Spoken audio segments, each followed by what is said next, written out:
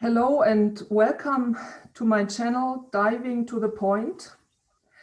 Diving to the Point for me is an experiment. It's an experiment about connecting with another person. It's an experiment about creating intimacy. It's an experiment about laying the things on the table and exploring together what lies beneath those things. And it's also an experiment for me to hold space for myself, to hold space for another person, and to hold space for the two of us. With me in this room, in this space today, is Clinton Callahan. Hello, Clinton. Hello, Martina. Clinton, I was thinking about when I met you the first time, and this was when I saw you the first time. It was in the kitchen of a friend in Ravensburg in Germany. And when I came in, you were standing in the kitchen barefoot. And I thought, who the hell is this cowboy without shoes? When I met you the second time, it was in a workshop, and it was the workshop, Get Back Your Energy. And in this workshop, you invited me to a process. It was a process of standing rage. And yeah, it's not quite true, because when I say you invited me, it was, for me, it was more like you said, look, Martina, there is this door. You can go to that door, you can open it, and you can go through it. And you can also choose not to do that. And I decided to go. And after stepping out of that process, in the time after that process, I recognized a strange thing. And this strange thing and this amazing thing is that I was in a new space, and in this space were hundreds of other doors. And yeah, my experience is that there is always doors to choose, and we can always decide if we go through the door or not. And even if we don't go, it is a decision. It is a decision to go, and it is a decision not to go. So, yeah.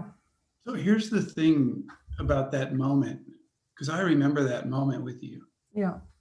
And the precious thing about that moment for me was that you got to the door, because I cannot, for example, there's a door behind you right there in the room. Yeah. You can't close that door. You cannot close that door from where you are, because you're not at the door. And so even if you see a door, or a door exists, you cannot go through it until you're at the door. And I wait around in my life for the people around me to get to a door. And then when they are at the door, then if they don't see the door, I can ask, do you see the door? You could go through this door right now. You are at this door.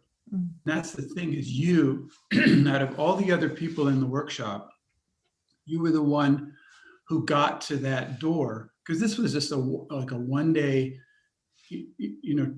taster kind of workshop. Yeah. And you got yourself to a real door.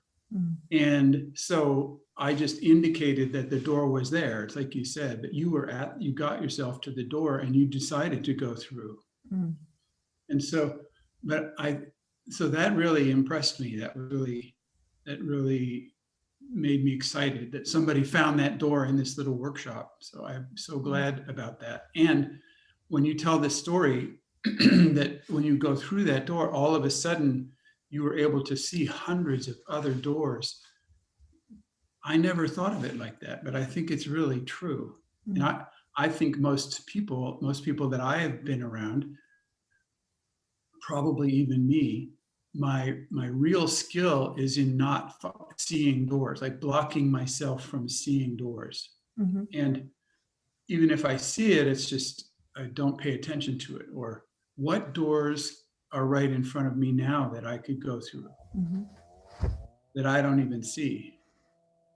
And it's a special thing to get to a door. It's a special thing. It's about building matrix and being aware, having my center, having the energy and attention to make decisions and make actions. And all these things are preparations for going through doors. Mm-hmm. And so, but I think most of us have been trained to blind ourselves, Mm-hmm. to think like that, what modern culture tells us is true. There's nothing else. And it's so frustrating for me. It's horrifying for me. It scares me that so much human potential is wasted or blocked. I mean, we're such amazing beings. We're so designed to go through doors and help other people go through doors. Mm. And it's the most entertaining thing in the world, I think. And it's so active and so passionate and so full of life. And yet we're so distracted from it and blocked off. Mm. Mm-hmm. Yeah, thank you. And when you say that, it for me it was not like walking through that door, doing that process, and after that process my whole life changed. I would not describe it like that. I would say for me the special thing was to see the door, to walk through that door, and then to see that I'm in a space with hundreds of doors and hundreds of possibilities to choose. That was the thing, because before that I didn't see that doors. I didn't see them. What changed in you, Martina? What actually happened? In that process, it was the process of a standing rage, and it was the first time in my life that I got in touch with that anger in me, and I let that out. I could that let out. I could go with that anger, feel my body with that anger, feel the strength of my body, of my physical body, to go forward. I think 6 people needed to hold me because I was so going forward. I was so focused, and to make that experience was yeah, that was the experience for me. I forgot your question. What was your question? What changed? What changed? Yeah, What's what different? changed? What was different that you could see the doors after that? Yeah, good question. What changed?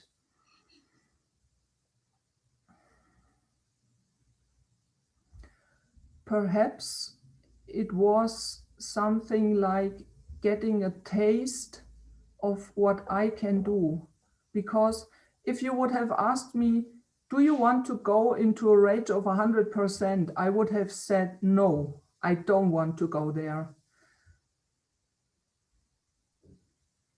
But to make the decision by my own to go through that door and to go on that point showed me I can do that. And if I can do that, if I can go through that door and survive that, and survive that, and have this power of my own anger, then I could perhaps also go the next step and go on and choose the next door. And then it was like an eye opener for me. If I can do that, I can do this and that and that and that.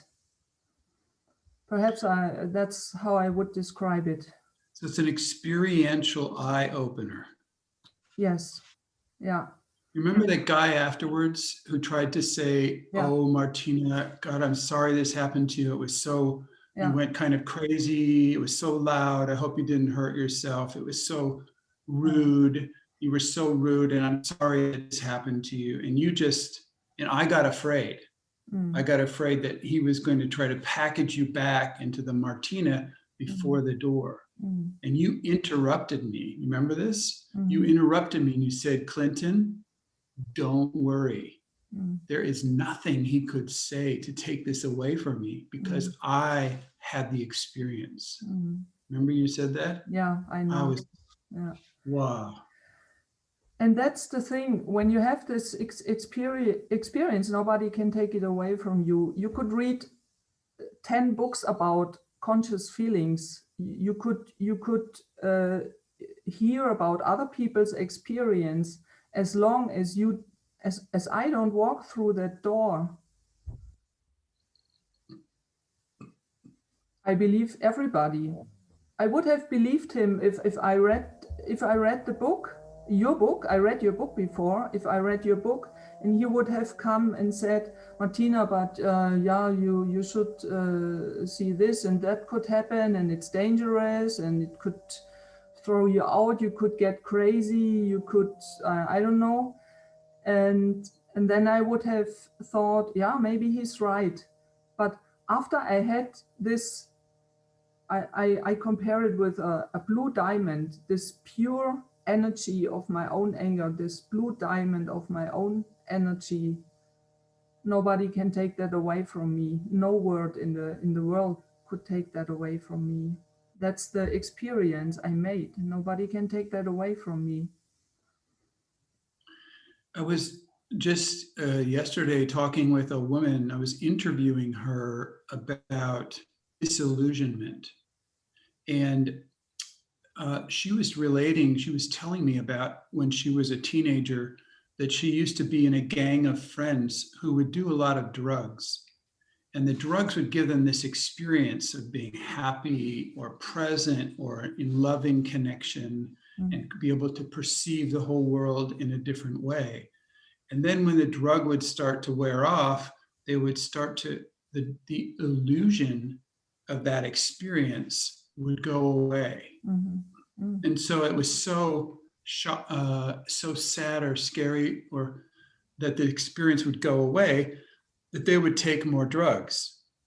And then, but the point was that it somehow used up chemicals in the brains that made you happy, so that the next time you had to take more drugs, and then more drugs the next time, just to have that same experience. And what I'm saying is that the experience from the drugs can be taken away. Yeah. That experience can be taken away. And I think that's something that really is different about what you're talking about, because there was no drugs. It was you. It was you and your innate capacity, and you could go back there anytime you want. Right now, you could shift. I know you could shift immediately back into 100% rage, and nobody's holding you, and there's no reason, and you could do it right now, and I could do it right now. So that experience cannot be taken away from me. It's mine.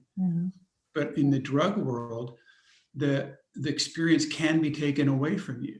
And then there's this grief, or I don't know, shame or despair, that the experience can be taken away. And I'm so, for me, I'm just so excited that we've discovered so much about being a human being, that once you experience it, it cannot be taken away. And especially like these doorways, once you get it, that there are doorways, and that you can go through doorways, and you can choose to go through or not go through, and you can prepare yourself to see doorways, or help other people prepare themselves to see doorways and go through doorways. You can create doorways for other people as a space holder. This is huge. I think this is fantastic. This is magic. This is trainer skills. This is why I'm so excited about the trainer path in possibility management and the whole work that we're exploring in there. Is that more and more people are finding that it isn't strange. It's so natural. We have this built-in abilities, and yet we've been, ever since childhood, even if we imagined fairy stories or imaginary fantasy worlds, we could not ever really do it. But now, with a little bit of training and some practice of skills, you can do it. And so that's what excites me a lot about that. Mm-hmm. I mean, I love doorways so much that I could talk about doorways all day. Really, this is so exciting for me because it's like, what's on the other side of the door? Like, even things that look like a wall, once you get what your possibility paintbrush is, you can use your energetics to create a doorway in a thing that looked like a wall before. Oh. And then you have this possibility for a new opportunity to go through a door that was not there before. Mm-hmm. And we can do this for each other. Mm. I have a question about that, because when you think about the doorways that you walked through in your life to be at the point where you are right now, what would you say was that, were that conscious decisions? Did you know, you didn't know what will happen, but was it a conscious decision to go? What did lead you to go this way and not that way? Well, I think that's the story of my life. I mean, I went to this university in California because I got out of high school and I did not know what to do with my life, of course, because I've been surviving in the school system. So I didn't really know who I was. And I got to the university and I sit across from this lady who says, well, what do you want to study? And nobody really asked me that before. And so I answered her with the truth. I said, I want to study magic. I want to study healing. I want to study transformation. I want to study personal development or evolution or paraphysics or metaphysics. And she just said, look, we have physics. You can study physics. Mm-hmm.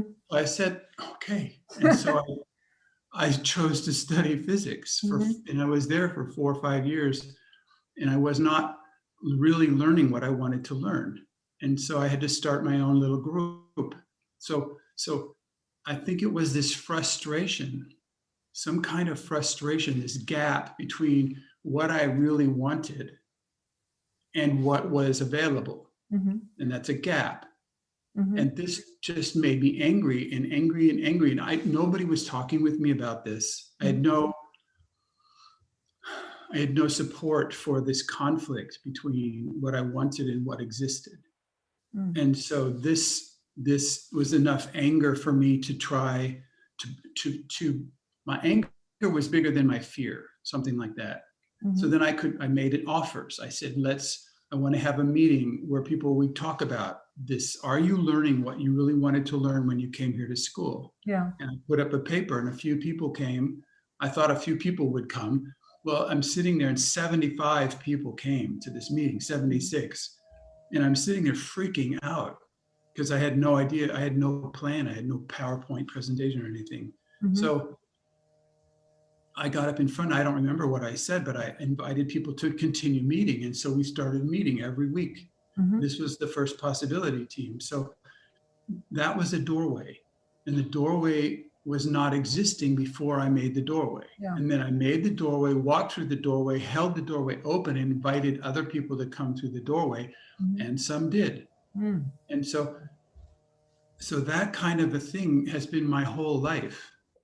It's like opening, finding this, being frustrated about what I wanted and what existed, and then building a doorway to go into a world that I wanted and see if anybody else wants to go there. Yeah. That's interesting how you described that. You said you walked through the door and then you invited others to go through the door. And for me, the question comes up if it is necessary to go first through that door, or I also could say, okay, look, there is this door. I maybe know what's behind. You push people through the door first, right? Yeah, go. What do you think? What is coaching? Is coaching that you go first, or? I think you have to go first. I think if you don't go through the door first, you can't invite somebody to go through. I've tried to push people through doors, and it just doesn't work. There's like these two ways for expanding a person's worldview. One way is the push method, this pressure method, and one way is a vacuum method. And so I tried the push method for many years, for 10 years, actually, in the 90s. I was in a training program where we did a major push process, and it worked to some degree, sometimes with some people. Yeah. And luckily it worked with me for a little while. But then I started seeing ways that it was not elegant. I don't think it was even lawful. I don't think it's appropriate to try to just shove people through doors where you think they should go.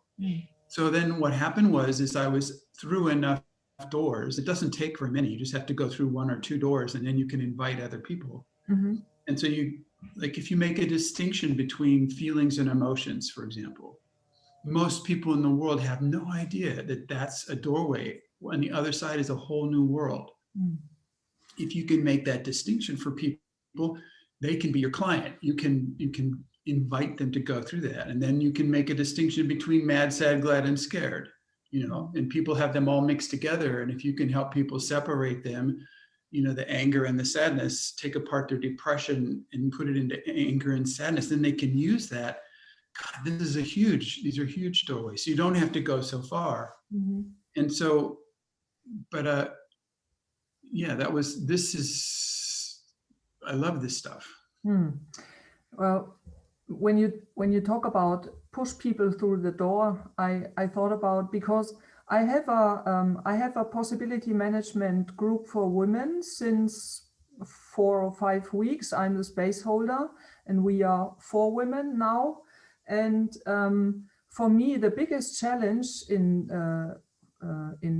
space holding is to let go of my control thing, because my gremlin is a controller. He's a very German controller, and he wants to control what's happening, and he also wants to control what people experience.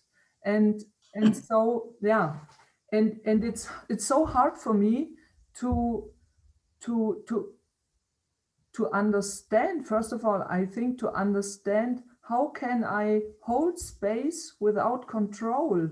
How can I do that? I don't know. I yet still today, I don't know. I'm making experiences. I try this, I try that, but I think the control level is still very high. And yeah, what do you think about control, pushing people through the door? And I remember when I first started to learn space holding. Yeah. And I first tried, and I got a grip on the space. I could figure out what a space was. And then I had such fear about what could happen in this space, because it can go anywhere. It's a spaceship that can go anywhere. And then people can contribute and people can create. And I was so afraid that I filled the room up halfway with concrete, like energetic cement. And nobody could move. Everybody was stuck in the space, and the training was dead. And afterwards, I asked for feedback and coaching, and I got the feedback and coaching that I killed the space somehow as holding and controlling everybody to be how I wanted them. And so it took me months and months, and then I finally could relax enough with my own fear that I changed the cement into mud that was only up to your knees. So it wasn't, you get it? So people could move, but they had, they had to pull out from this mud. Yeah, but what happened? What happened that you could find new ways? What happened? Well, I think it had to do with my own wanting, I don't know, to explore, somehow to getting more aware of my own gremlins so I could see other people's shadow parts and navigate them.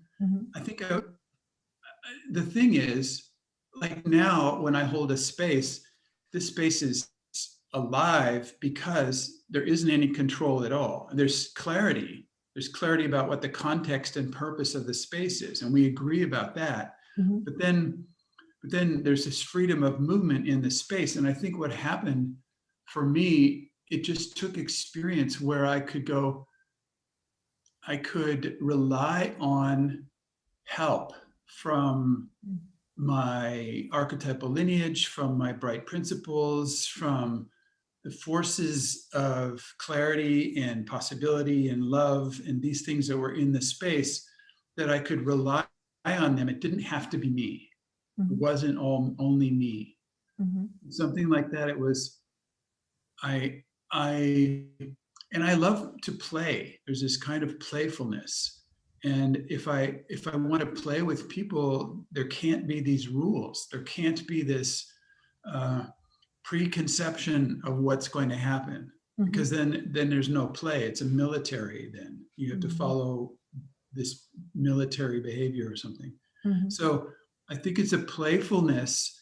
And I was thinking when you were talking about how can you be in a space and not control it, I was thinking of a bullfighter. And you know how a bullfighter goes into this ring, right? In Spain, you know, they have these bullfighters. And here's this, you know, the guy's fenced in with the bull. This bull could just trample him to death and run him through with the horns and he's so much weaker with the bull. And if he's afraid of the bull will just crush him. Or if he gets rigid or hard, or he tries to grab the bull and hold it down and control it, there's no chance at all. But if he can dance with the bull or play with the bull, then he can hold the flag over to the side and the bull can run past and he can hold it this way and they can do this whole ballet. And I think it's really like that. I think it's a playfulness and a freedom of movement. You keep your own, because if you try to control something, you're stuck. You are trapped.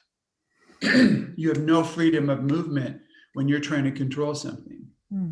So if you stand over here and you're in relationship with this dangerous thing, this powerful other person, these other people, a whole group of people who are smart and big gremlins and all that, you can hold space. And when they move, you can move. And you have this freedom of movement. And it's very different from trying to keep things a certain way.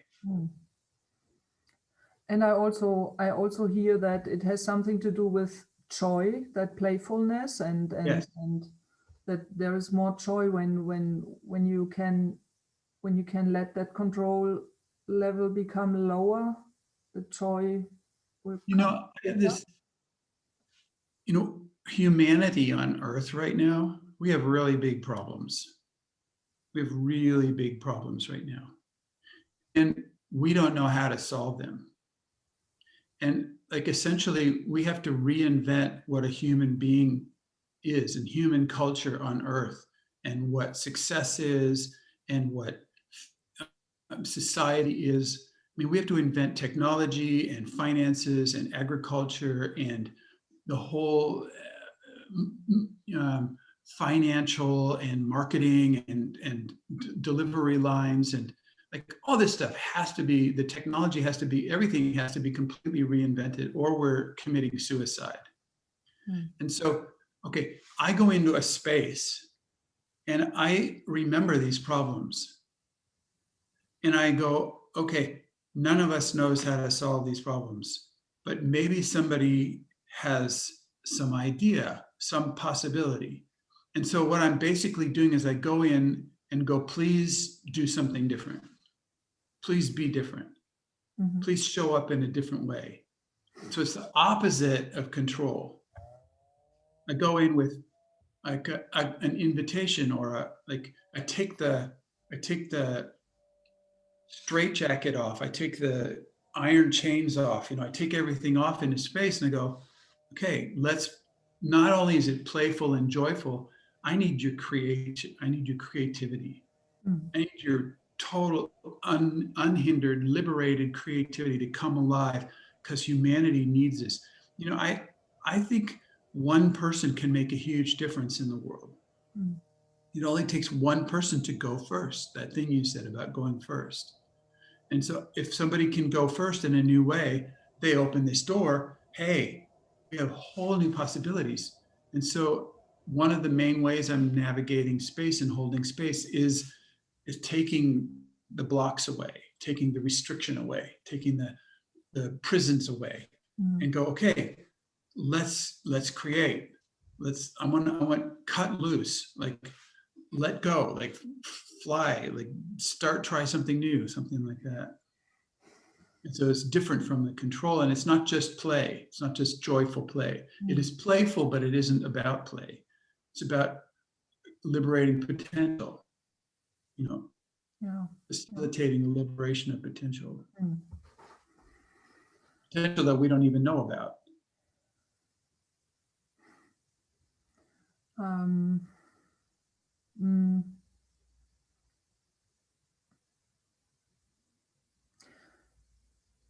We were talking about going through the door and choosing not to go. And as long as we don't go, we don't know what's behind it. We don't know the space behind the door. And I had to think about this. Do you know this this example with Schrödinger's cat? The cat Sort in the of, box? yes. Yeah. Yeah. And I had to think about that because the chance that the cat is dead or alive is 50-50. And as long as you don't open the box, you don't know if it's alive or not. And it just came into my mind, if those scientists that are standing before that box and thinking about the chance that the cat is dead or alive, do they live in a fantasy world? What could it help us not to go through a door and say, as long as I don't go, everything's possible? When I go through that door, I see what's in this space, and then I somehow make a judgment about, this is green, this is red, this is dead, this is alive. But as long as I don't go, I don't know, and everything's possible. The cat can be dead or the cat can be alive. What do you think about that? Yeah, there's another thing you did not mention about doors, which is that if you decide to go through the door can close behind you and you can never come back. I'm not saying it's always that way, but I think it's more often that way than we think. I think it's pretty often the case. You go through a door, it closes behind you. You cannot unlearn what you just learned. You cannot become less conscious than what you are conscious of. And if you go through the door and it closes behind you and you're stuck in a world with a dead cat, yeah, that's a very big possibility. yes. And the other thing is, if you do not go through the door, it closes again and you can't find it again. You may never find that door again ever in your life. That door closes and gone, and the opportunity is gone. You know this, everybody knows this, here's somebody you're interested in, you have a moment, you could go talk to them and you don't do it, and you never see them again. I have those experiences in life. They're painful. I go, what would have happened if I walked over and said something or made an invitation and I didn't do it, gone. What would my life be if I, and so I often accept invitations to go to a door, to knock on it, to talk. At least I do that. So because it's so painful to have a really amazing door vanish. And I've gone through a bunch of doors, and on the other side, oftentimes I am disillusioned. Like you said, the fantasy world is killed. I have clarity about what's really going on, and it's not a pretty sight. Oftentimes you go through a door, it's not pretty, and there's a dead cat, and the door closes behind me. I don't get to go back in the fantasy world and go, well, there might be a live cat over there, or it could be anything, Yeah. And then there's a dead cat, and it's stinking and horrible and sad, but that's where I am. But then, so I don't know. I think if you go to the edge of modern culture, if you go to its edge and you go, okay, I'm going to go through a door, there are many doors you can go through at the edge, And when you go through a door and you become disillusioned about the government or the presidency or technology or education or modern medicine, or there's so many things to be disillusioned about, like the idea of money or the idea of owning things or like these kinds of things. You go through the door and everything you own owns you. Everything you own is a burden. Everybody you give your authority away to, like a politician or something in a representative democracy, where you think somebody's going to represent you when they vote, and none of them do. None of the people speak with my voice. They do not speak with my feelings, my clarity, my desires, my vision. They don't speak from that. They were bought by some corporation, and they're speaking for the corporation to make profits for the corporation. So they have war, sell weapons, kill people, and it's all in my name. God, to go through that door is very disillusioning. And then it closes behind you and you can't go back. And then you have no government. You've got nobody, no heroes, no people you can, role models to follow. People have become insane criminals because they're destroying the planet. And it's like, okay, I thought this was a future. I thought I had a career. I had a career path in a corporate world where I could be successful, and to have that door closed behind you and you're with the dead cat after that, it's like, oh my God, now what do I do? I think a lot of people are afraid of that, and that's why they don't go through the doors. And so it really changes us, I think, to go through doors that are big doors. These are big doors I'm talking about, not little doors, they're big doors. And they're experiences too. It's like not a concept, not a philosophy. It's actual experience of the world falling apart, the world that was shiny and bright, the green breakthrough, the green revolution. It's just fake. That whole thing is fake. And you go through it and you're on the other side and you go, we need something really different. And it's only by going through the door of disillusionment of the current fantasy worlds, when those fall apart on the other side of the door, then you have choices, then you have other options.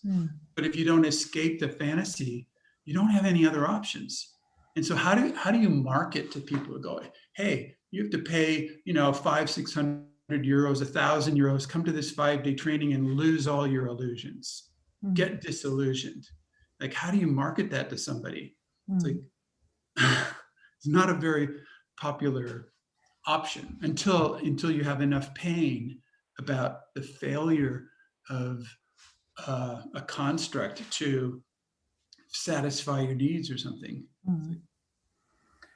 There comes this movie into my mind with Jim Carrey and The Truman Show.